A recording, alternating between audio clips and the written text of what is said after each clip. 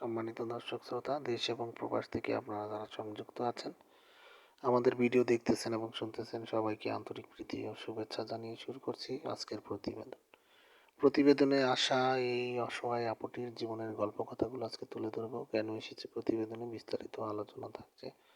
তো আপুটি দেখতে খুবই চমৎকার। ওনার গায়ের রং শ্যামলা, উচ্চতা 5 ফুট 2 ইঞ্চি, লম্বা, স্বাস্থ্য মিডিয়াম। পড়াশোনা আপনার বেশি দূর করতে পারেনি, পঞ্চম শ্রেণী পর্যন্ত পড়াশোনা করেছিল। ওনার পরিবার, ওনার বাবা মারা গেছে, মা অসুস্থ। মাকে নিয়ে নিজেদের বাড়িতে থাকে। উনি বর্তমানে একটি বাসা বাড়ির আয়ার কাজে নিয়োজিত আছে, 2টা বাচ্চার দেখাশোনা করে। তো ওইখান থেকে যতটুকু স্যালারি পায় সেটা দিয়ে কোনো মতে নিজে এবং মাকে নিয়ে খরচটা চালায়। তো এমত অবস্থায় ওনার বিয়ের বয়স হয়ে গেছে, বর্তমান বয়স আসলে 19+।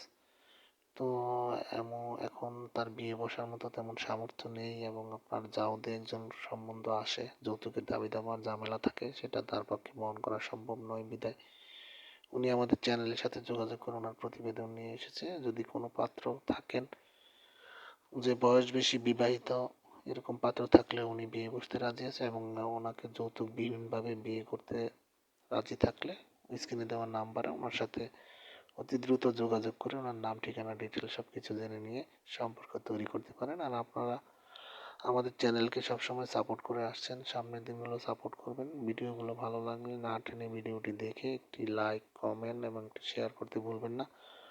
পাশে থাকবেন সেই প্রত্যাশায় আজকের মতো এখানে বিদায় নিচ্ছি। ভালো থাকুন, সুস্থ থাকুন, স্বপ্নভূমি চ্যানেলের সাথে থাকুন। আসসালামু আলাইকুম।